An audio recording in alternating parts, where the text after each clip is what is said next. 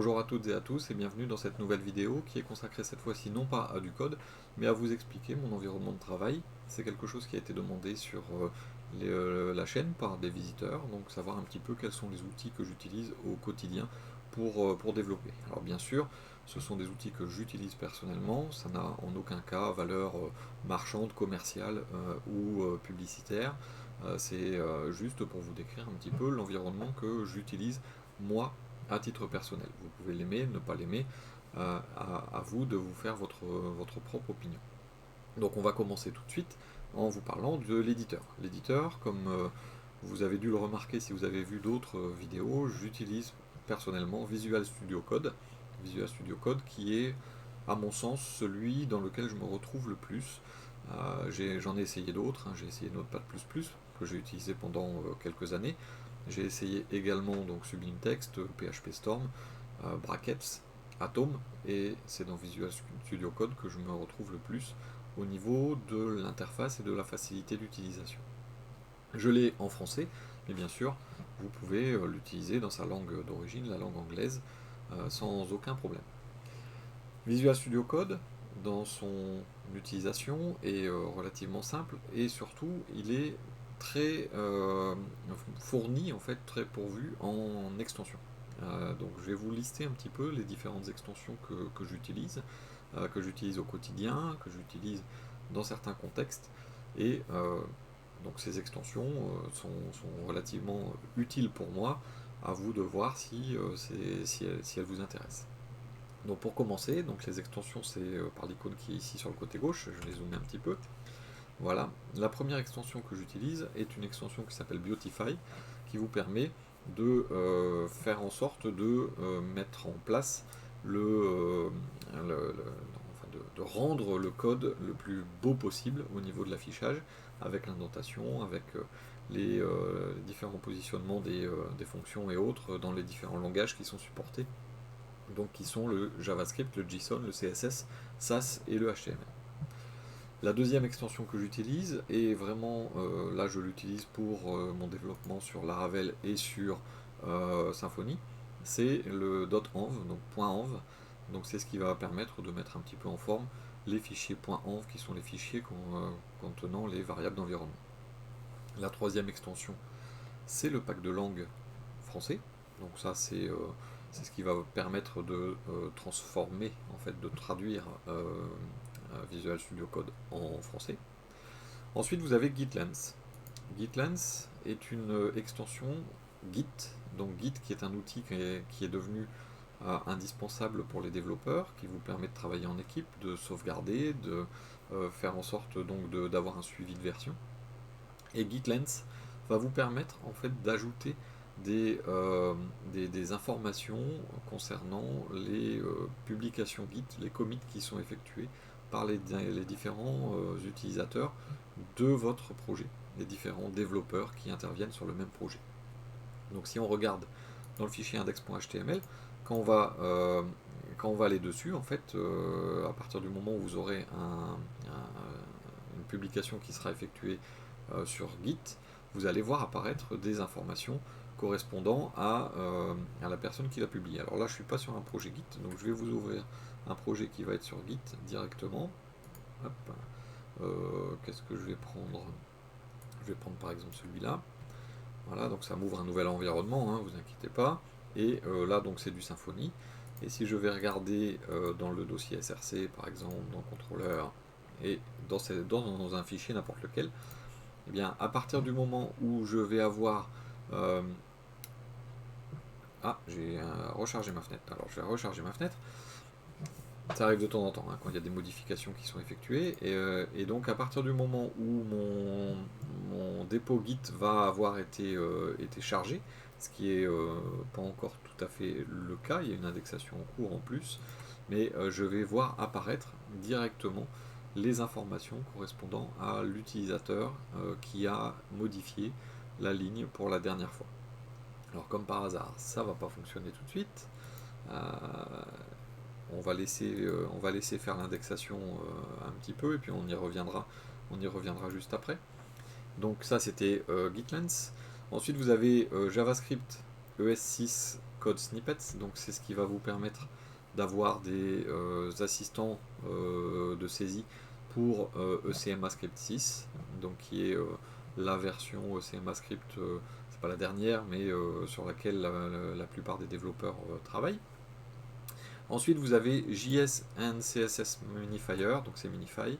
C'est donc une extension qui va vous permettre de créer des fichiers min. Donc c'est à partir du moment où vous allez avoir écrit un fichier JavaScript et que vous souhaiterez le compresser, en créer un point min, eh bien vous aurez la possibilité de le faire en un seul clic.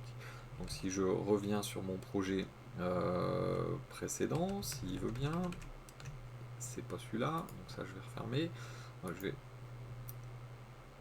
rouvrir le projet précédent. Il m'a toujours pas fait mon indexation, je vais quand même vérifier avant de le refermer. Ouais, il l'a pas fait, donc je vais aller sur un autre projet sur lequel j'ai du JavaScript et qui est en plus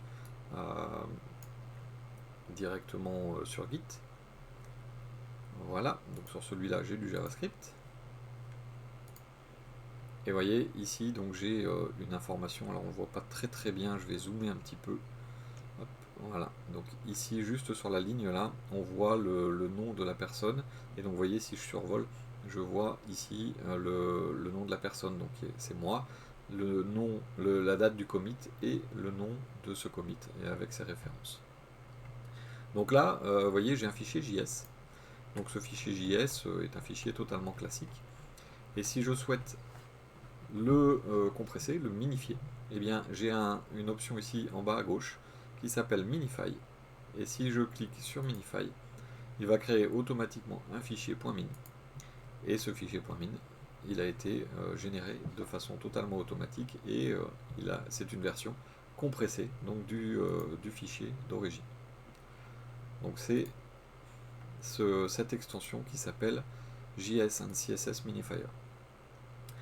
Ensuite, vous avez deux extensions qui vont ensemble, Live SaaS Compiler et Live Server. Je vais commencer par Live Server. Live Server est une extension qui vous permet directement de simuler un mini serveur HTTP quand vous créez des fichiers HTML classiques. Plutôt que de double-cliquer dessus pour les ouvrir, vous avez la possibilité de lancer un mini serveur qui va en fait vous afficher la page et en plus la rafraîchir de façon totalement automatique. Et Live SaaS Compiler est un compilateur SaaS, donc pour les personnes qui souhaitent écrire du SaaS, du SCSS ou du SaaS, vous avez la possibilité donc avec Live SaaS Compiler de faire une compilation automatique directement à partir du moment où vous écrivez votre code. Ensuite, vous avez Material Icon Theme. Donc c'est un thème, alors vous allez le voir ici. Donc ce sont les icônes qui sont présentes directement dans la barre, dans l'explorateur de fichiers. Et donc Material Icon Theme, c'est un thème que vous pouvez télécharger et installer qui va vous mettre les icônes directement en face des différents fichiers. Opérateur Mono Dark Theme, c'est mon thème d'écriture, hein, mon thème d'éditeur. Donc c'est ce qui va donner ses couleurs directement au niveau de l'éditeur. A noter que j'utilise la police de caractère Fira Code, qui est une police qui permet de faire de la ligature directement dans le code, qui permet par exemple, vous voyez les flèches pour les fonctions fléchées, d'avoir des choses un petit peu plus esthétiques. Vous avez ensuite Path IntelliSense. Path IntelliSense est une extension qui va vous permettre de récupérer les noms et les chemins des fichiers. Donc une démo va valoir mieux qu'un long discours. Imaginons que je n'ai pas injecté mon fichier script.js, et bien je vais taper donc script. Donc là j'ai emmet, emmet est intégré à Visual Studio Code. Donc script src, et là je vais taper tout simplement CTRL espace et je vais pouvoir accéder directement à mon arborescence et donc aller dans JS puis aller chercher script.js. Donc CTRL espace, ou alors vous commencez à taper et ça complète automatiquement. Vous avez ensuite PHP DocBlocker, et c'est un fichier, enfin une extension qui permet de faire de la documentation PHP. Les fameux commentaires que vous pouvez trouver au-dessus des fonctions. Est-ce qu'il y en a un exemple? Non, il n'y en a pas d'exemple, donc je vais vous le faire en JavaScript puisque JSDoc va fonctionner de la même façon. Donc vous voyez, c'est ce commentaire par exemple ici. Et pour le créer, il suffit donc de se mettre juste au-dessus de la fonction, de taper slash étoile étoile et entrer. Et ça va vous permettre de mettre un commentaire automatiquement. Alors là, vous allez me dire, oui, bah c'est bien, mais j'aurais pu tout taper à la main. Mais imaginons que ici j'ai une variable. Et bien, quand je mets directement ici au-dessus slash étoile étoile, il va me chercher également la variable à mettre directement au-dessus.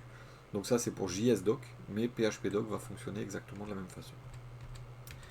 Donc ça c'est quelque chose qui est assez utile. Donc PHPDoc Blocker qui va permettre donc de générer des blocs de commentaires.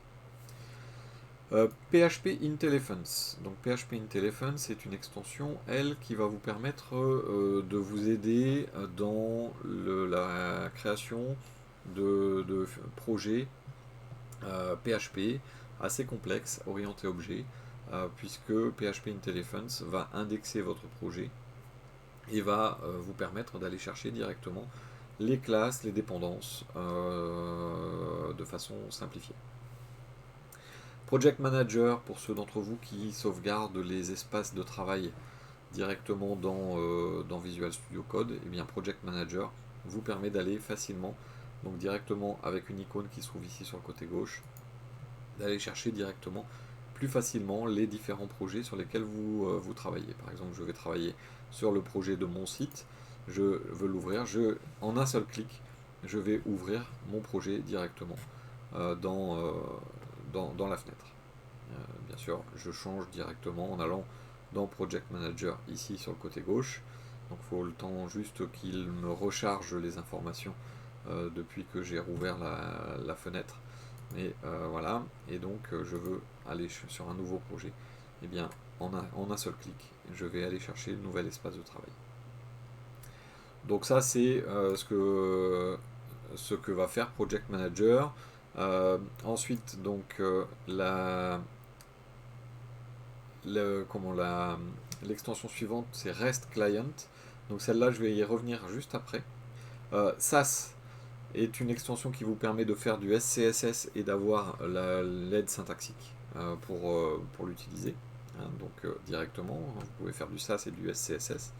Et TwigPack est une extension recommandée par Symfony, enfin par Sensolabs, qui va vous permettre de faciliter le développement sur Symfony en utilisant les extensions Twig pour faire les vues. Donc pour celles et ceux qui savent de quoi je parle, vous avez compris. Pour les autres, eh bien c'est du Symfony, donc il faut apprendre Symfony pour aller plus loin.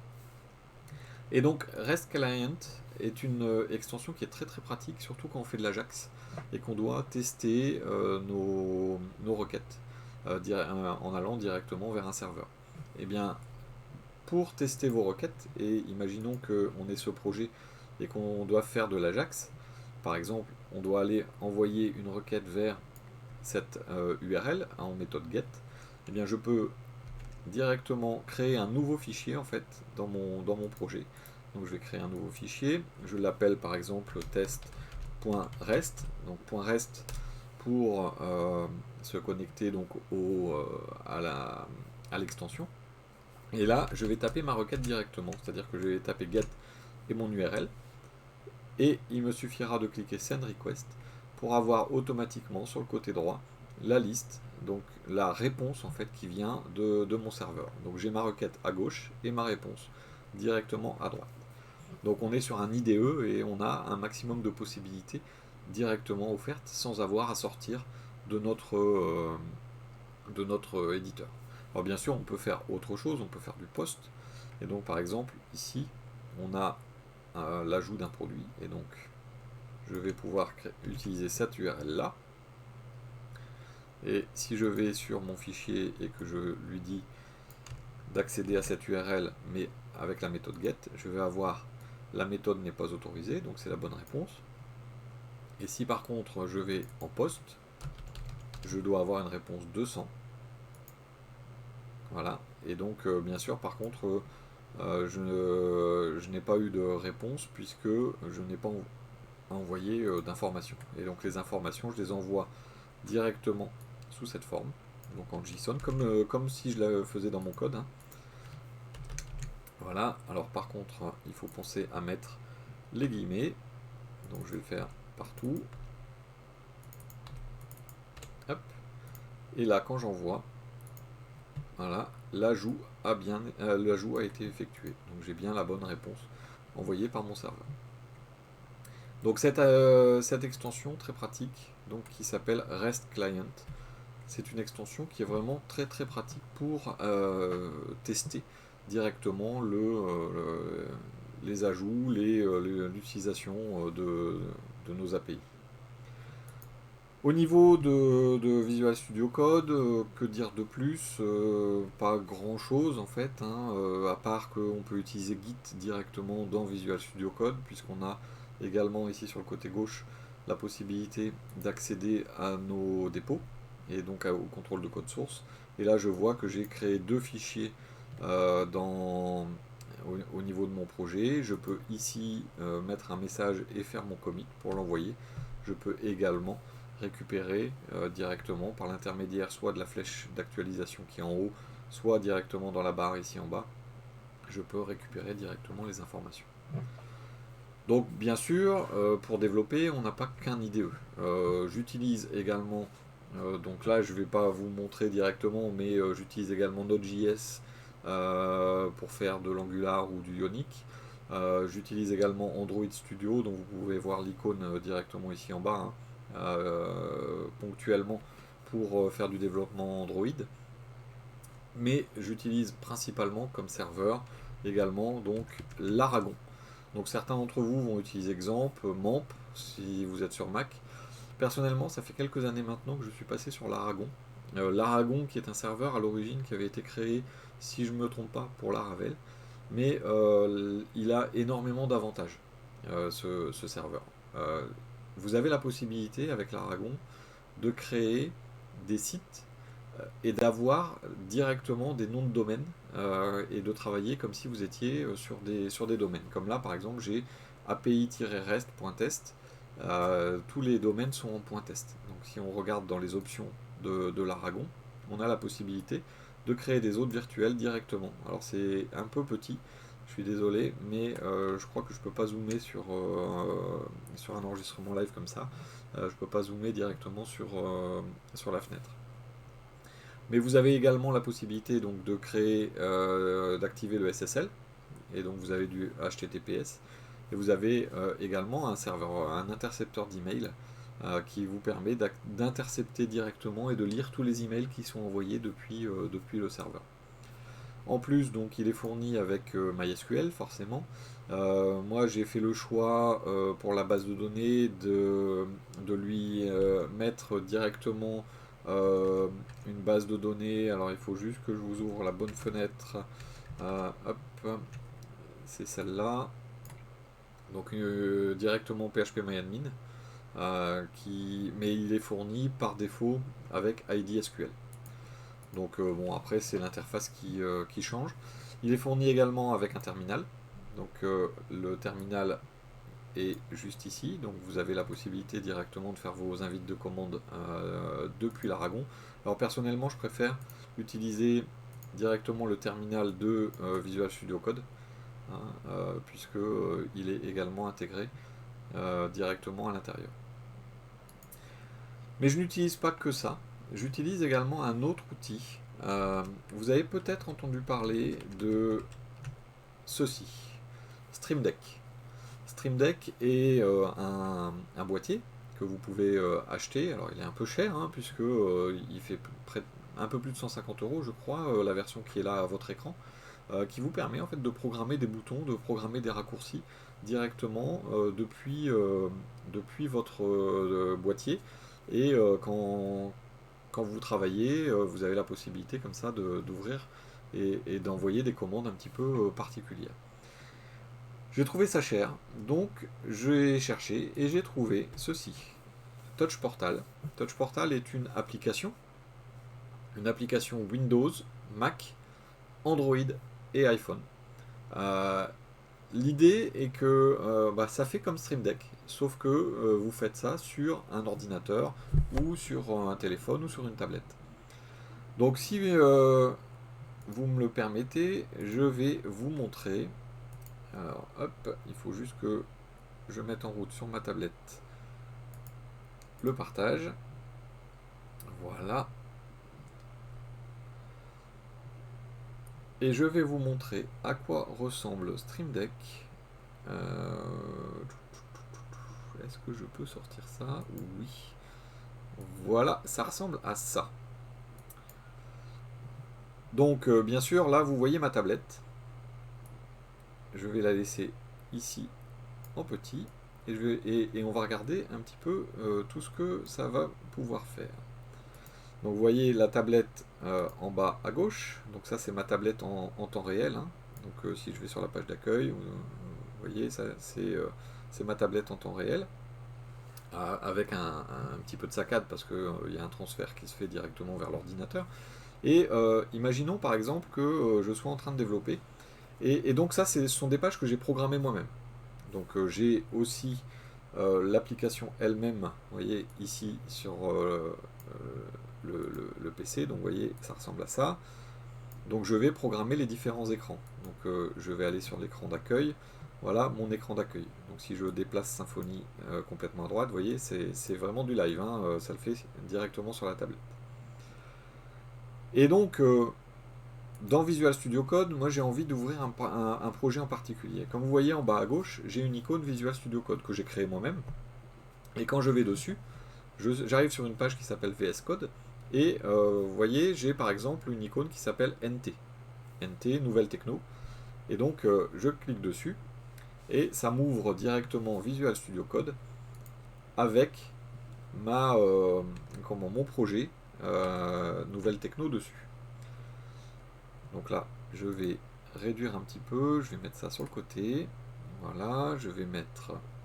Hop, et vous avez vu, j'ai beaucoup de fenêtres ouvertes. Et par exemple, je veux faire du SAS. Vous voyez mon icône qui est ici en bas à gauche sur ma tablette qui s'appelle SAS. Et j'ai ici mon SAS Live Compiler qui est qui va permettre de faire la compilation SAS. Eh bien, je peux depuis ma tablette le mettre en route, le compilateur. Donc vous allez voir que le terminal va être remplacé par le retour de compilation. Donc c'est normal hein, qu'il y ait eu une petite erreur, il y a un fichier sur lequel il y a une erreur. Et si je veux arrêter, je reclique sur mon bouton SAS et vous voyez, ça s'est arrêté. Mais je peux également, dans le terminal, si vous regardez sur la tablette, je vais changer d'écran, je vais aller sur mon écran Symfony. Et sur mon écran Symfony, j'ai préparé différentes commandes. Et donc par exemple, je souhaite faire directement ici dans mon terminal un cache clear, donc utiliser le bouton qui est ici sur la tablette. Eh bien, je vais aller appuyer dessus et ça m'envoie directement la commande cache clear vers mon terminal. Là, ça a envoyé la commande cache clear, mais je pourrais très bien dire bah non, mais tiens, je voudrais démarrer mon serveur. Donc là, une fois que la commande cache clear va être terminée, je vais pouvoir démarrer mon serveur. Donc il faut juste le temps que la commande se termine. Ah, voilà. Et donc là, par exemple, je vais utiliser le bouton qui est juste à côté du rouge, là, qui s'appelle Server Run. Hop. Et là, ça me lance Symfony Serve.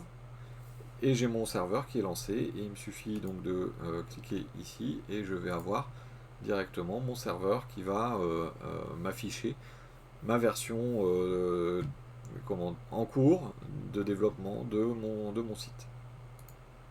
Donc j'ai directement accès à mes commandes. Donc ça me permet de faire différentes choses. Hein. Vous voyez, je vais pouvoir également modifier. Donc en haut à gauche, c'est quand je fais mes lives. Voilà, donc je vais pouvoir, par exemple, si je vais appuyer sur le bouton pleine cam qui est sur le côté gauche, vous allez me voir en grand. Si je vais sur bas gauche, vous allez me voir en bas à gauche. Bas droite, en bas à droite, pas cam, j'enlève la cam, et ainsi de suite.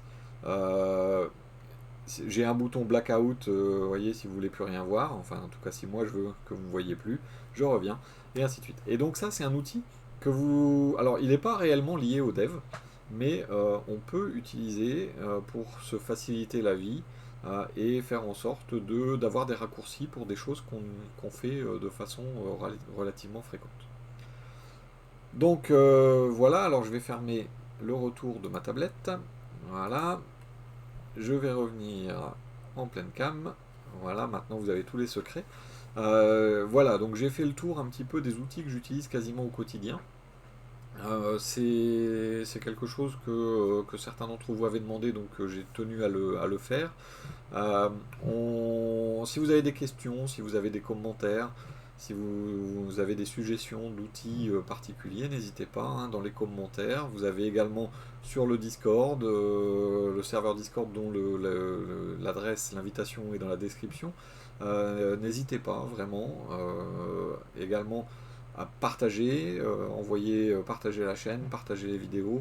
Ça fait toujours du bien de voir des nouveaux arrivants.